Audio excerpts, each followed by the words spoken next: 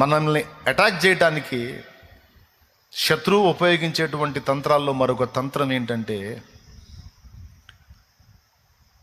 మన ఆయుధములను నిరుపయోగము చేయటం. ఇది కూడా ఆ ప్రాసం మీదే వచ్చింది. 4వదిగా మీరు రాసుకోవచ్చు. ఆయుధములను నిరుపయోగంగా చేయటం. ఆయుధాలను గురించి మనం శ్రద్ధ వహించకుండా నిర్లక్ష్యంగా ఉండటం. ఒకసారి మీరు ఆలోచించండి, కత్తులు ఉన్నప్పుడు, పోట కత్తులు ఉన్నప్పుడు, గొడ్డండు ఉన్నప్పుడు, 3 ముండ్లు గల కొంకులు ఉన్నప్పుడు ఈ వస్తువులన్నిటినీ ఎప్పటికప్పుడు పదును చేసుకొని పెట్టుకోవాలా లేదా? యుద్ధం వచ్చినప్పుడు చూసుకుందాములే అని వాటిని అశ్రద్ధ చేసేటట్టుగా వాళ్ళ వ్యవహారం కనపడుతుంది. సడన్గా యుద్ధం వచ్చింది, ఇప్పుడు పోయి పొడుద్దామంటే ఎవడికి కత్తులు పదును లేవు. ఇక పదునైన కత్తితో వాడు పొడిసేడు పొడిపించుకోవడం తప్ప ఈడు పొడిసేదేం లేదు. ఎందుకంటే వీడి దగ్గర కూడా ఆయుధాలు ఉన్నాయి కానీ పనికి రావు. కానీ వాడి దగ్గర ఉన్న ఆయుధాలు ఎప్పటికప్పుడు అవి లైన్ చేసి పెట్టుకుంటున్నాడు. మనకున్న ఆయుధాలను పనికి రాకుండా చేసి వాడి దగ్గర ఉన్న ఆయుధాలు పనికి వచ్చేటట్టు చేయటమే శత్రువు తంత్రాలలో మరొక తంత్రం. దీనికి స్పష్టమైన నిరూపణ ఫిలిస్తీయులు చేసిన కుట్ర. స్పష్టంగా మనం వచనం చదువుకున్నాం. ఇప్పుడు దేవుడు మనకు కూడా కొన్ని ఆయుధాలు ఇచ్చాడు పరిశుద్ధ బైబిల్ గ్రంథములో. అయితే ఆ ఆయుధాలను ఇశ్రాయేలీయులు నిర్లక్ష్యం చేసినట్టు మనము కూడా నిర్లక్ష్యము చేయున్నట్లు వాడు మనల్ని శోధిస్తూ ఉంటాడు. దాంతో ఇప్పుడు అవసరం ఏముందిలే, అది అంత ఇంపార్టెంట్ కాదులే, ఏముందిలే. నేను పోయిన వారం కూడా చెప్పా, ఏముందిలే అనేదే పెద్ద దరిద్రం అని.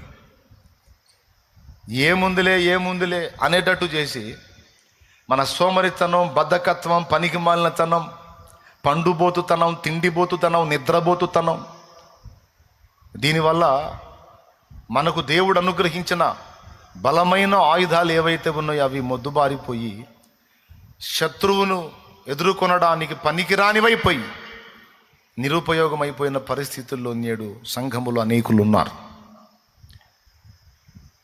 దానికి కారణం ఏముందిలే అనుకోవటం, యుద్ధం వచ్చినప్పుడు చూసుకుందాంలే అనుకోవటం.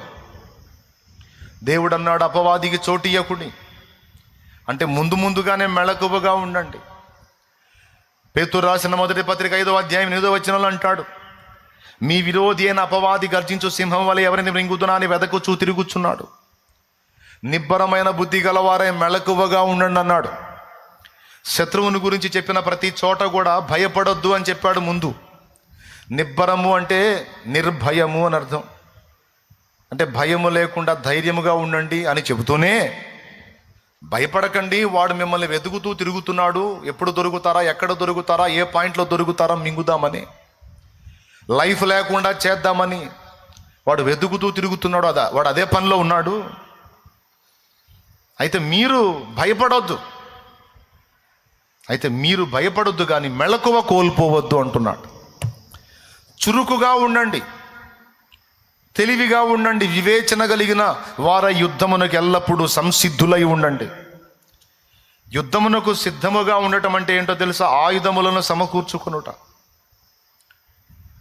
ఆయుధములకు పదును పెట్టుకొనుట, ఆయుధములను వాడుకలో ఉంచుట చాలా కీలకం ఇది.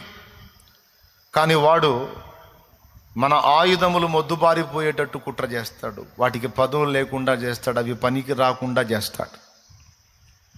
వాటిని మనం నిర్లక్ష్యం చేసేటట్టు, అశ్రద్ధ చేసేటట్టు కుట్ర చేస్తాడు. దానికి వాడు మన మనసులో అవి అంత ఇంపార్టెంట్ కాదులే, ఏముందిలే, తర్వాత చూద్దాములే అని మనం అనుకునేటట్టు వాడు శోధిస్తాడు. దేవుడు శత్రువుకు ఆయుధాలు ఉన్నాయని తెలుసు మన దేవునికి. ఆయన కూడా మనకు ఆయుధాలు